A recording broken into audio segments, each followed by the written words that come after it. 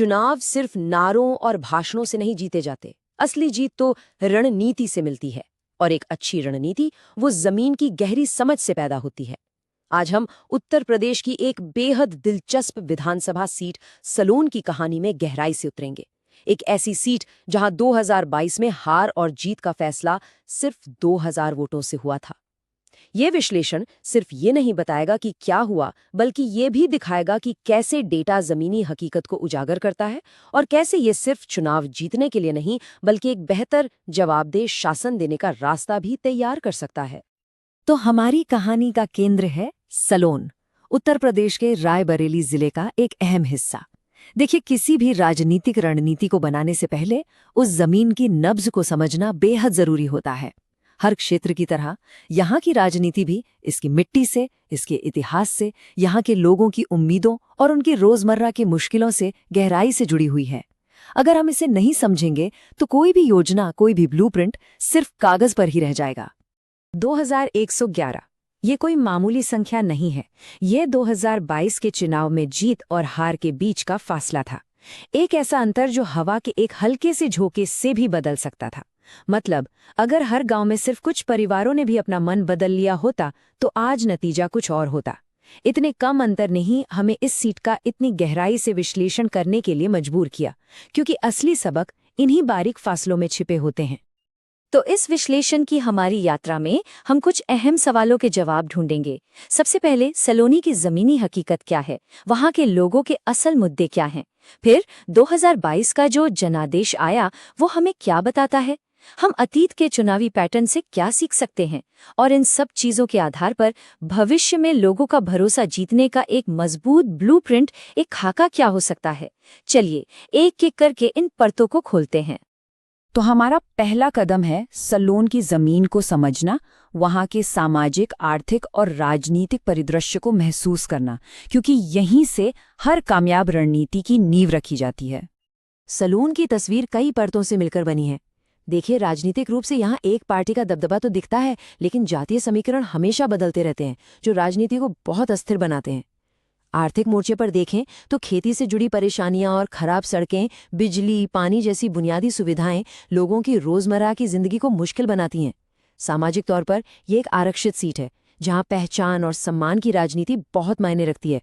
और इन सबके बीच टेक्नोलॉजी एक दो-धारी तलवार की तरह है। जहां स्मार्टफोन जानकारी फैला रहा है, वहीं फर्जी खबरें एक बहुत बड़ा खतरा बनकर उभर रही हैं।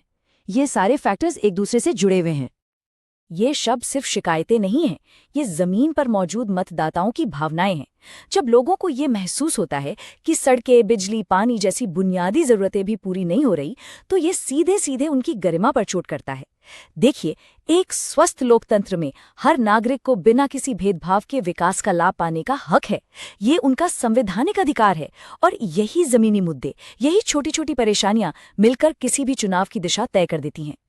चलिए अब 2022 के उस करीबी जनादेश के कोड को क्रैक करते हैं, समझने की कोशिश करते हैं कि मतदाताओं के उस फैसले के पीछे की असली वजह क्या थी। क्योंकि नंबर कहानी का सिर्फ एक हिस्सा बताते हैं, हमें पूरी कहानी समझनी है। ये आंकड़े देखिए, भाजपा को मिले 43.8% वोट और समाजवादी पार्टी को 42.7%, महज 1.1% का फासला। इसका सीधा मतलब है कि अगर 100 में से सिर्फ 1 या 2 वोटरों ने भी अपना मन बदल लिया होता तो नतीजा कुछ और हो सकता था। ये दिखाता है कि कोई भी एक छोटा मुद्दा, संगठन की कोई एक छोटी सी गलती या कोई एक सही चाल हार और जीत तय कर सकती थी। ये जनादेश मजबूत नहीं था, बल्कि बहुत नाजुक था। और यहाँ एक बहुत ही दिलचस्प और महत्वपूर्ण पहलू सामने आता है, स्थानीय बनाम बाहरी का। भाजपा के उम्मीदवार अशोक कोरी का जमीन से गहरा नाता था, वो लोगों के बीच के थे। वहीं समाजवादी पार्टी के उम्मीदवार डॉक्टर जगदीश प्रसाद एक बेहद सम्मानित पद्मश्री कार्डियोलॉजिस्ट तो थे, लेकिन उन्हें स्थानीय तौर पर बाहरी माना गया। भारत की जमीनी राजनीति में लोगों के लिए ये बात अक्सर बहुत मायने रखती है कि उनका नेता उनके सुख दुख में आसानी से उपलब्ध हो, उनके बीच का हो। यहाँ स्थानीय जुड़ाव बाहरी योग्यता पर भारी पड़ गया। तो इस करीबी मुकाबले की कहानी इन मुख्य वजहों से बुनी गई। पहला, दलित वोटों का बंटवारा हो गया, जिससे किसी एक पार्टी को निर्णायक बढ़त नहीं मिल पाई। दूसरा, समाजवादी पार्टी का संगठन जमीन पर थोड़ा कमजोर पड़ गया। और तीसरा, भाजपा अपनी कल्याणकारी योजनाओं का संदेश घर घर तक पहुंचाने में ज्यादा सफल रही, और इन सब के ऊपर केवल 57% मतदान ये दिखाता है कि एक बहुत बड़ा तबका चुनावी प्रक्रिया से उदासीन रहा, जो अपने आप में एक गंभीर कहानी है। किसी भी जगह के भविष्य को समझने के लिए उसके अतीत को देखना बहुत जरूरी होता है। चुनावी इतिहास हमें वो पैटर्न, वो ट्रेंड्स दिखाता है जो आज भी प्रासंगिक हैं। ये टाइमलाइन सलोन की राजनीतिक अस्थिरता को साफ साफ दिखाती है। 2002 से 2022 तक यह सीट कभी समाजवादी पार्टी तो कभी भाजपा के पाले में गई है। 2012 में जहां सपा का दबदबा था, वहीं 2017 में भाजपा ने एक बड़ी जीत दर्ज की और 2022 में मुकाबला लगभग बराबरी पर आ गया। ये क्या दिखाता है?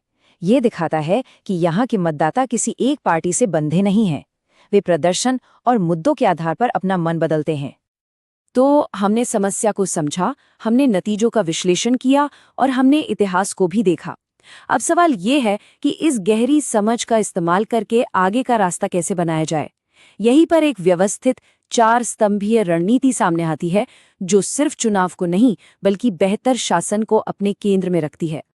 इस रणनीति का दिल है एक 4 आयामी दृष्टिकोण, जिसे चतुर्मुख सिद्धांत कहा गया है। इसका मतलब है कि जीत के लिए 4 मोर्चों पर एक साथ एक ही समय पर काम करना होगा। पहला है चुनावी मोर्चा, यानी सभी समुदायों को साथ लेकर एक मजबूत सामाजिक समीकरण बनाना। दूसरा है संगठनात्मक मोर्चा, यानी हर बूथ पर पार्टी को मजबूत करना ताकि हर वोटर तक पहुंचा जा सके। तीसरा कथा, यानी लोगों के असल मुद्दों को अपनी आवाज बनाना।